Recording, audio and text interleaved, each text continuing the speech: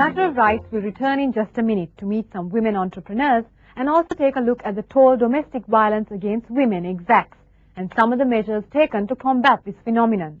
We'll be right back.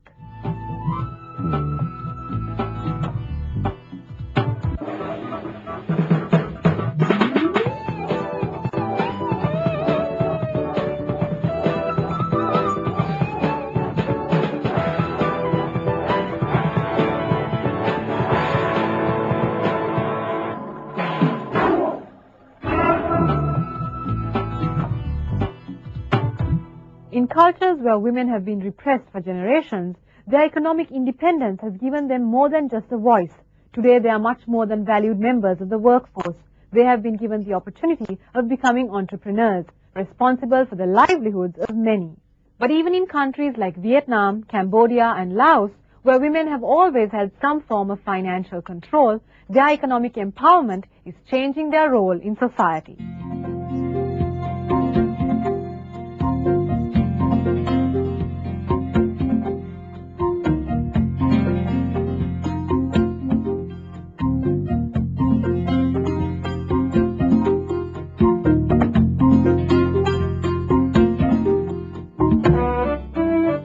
Duong Thi Minh Chau, president of Minh Chau Travel and Trade Services, one of the first private enterprises in Vietnam.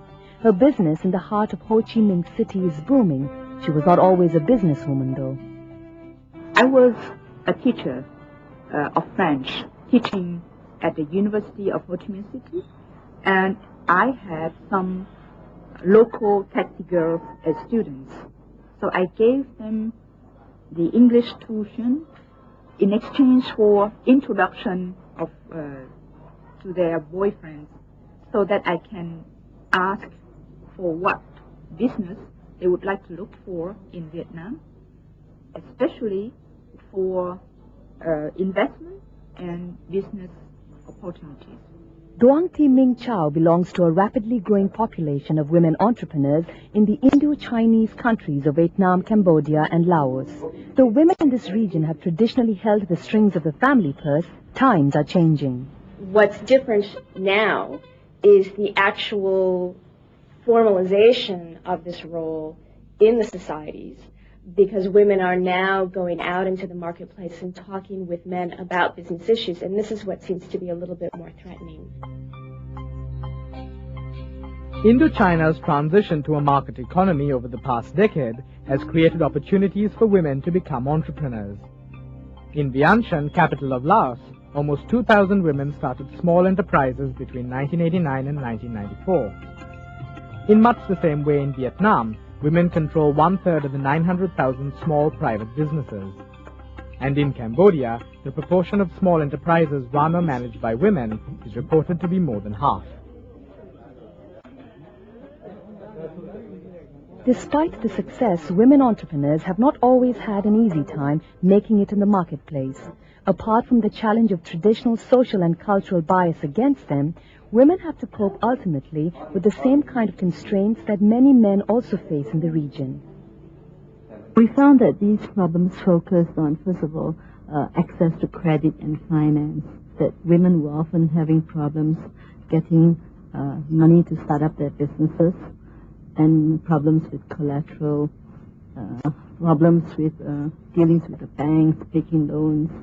And then secondly, we found that another big category was access to markets. They were often sort of not client-oriented, often very reactive in what they do. They really didn't know where the markets were, both domestically and internationally. With less formal schooling than men in this region, women are at a greater disadvantage. New skills like business planning, marketing and networking, which were not necessary in the earlier centrally planned economies, are becoming vital to succeed in the world of business.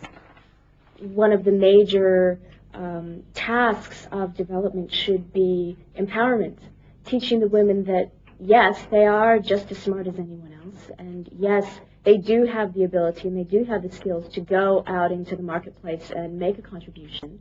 And yes, it isn't difficult to access microcredit. It's not difficult to fill out forms. It's not as overwhelming as they may initially expect it to be. International organizations as well as bilateral donors and national governments have recognized the importance of small enterprises and particularly the role of women entrepreneurs. An example of this new emphasis is the UNESCAP Indochina project funded by the United Nations Development Fund and the Women and Development Fund. The project helps women get access to credit and legal information. Regular regional seminars bring together women's groups to discuss progress and future plans.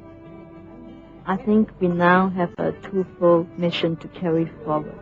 The first is to continue with the momentum which we have generated from this activity by making sure that what we have discussed at the regional level is now translated back into the country.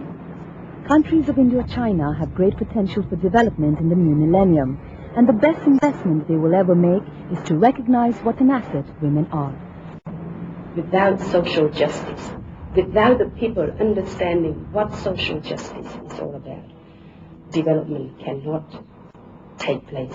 Or if it takes place, it's not going to be sustainable.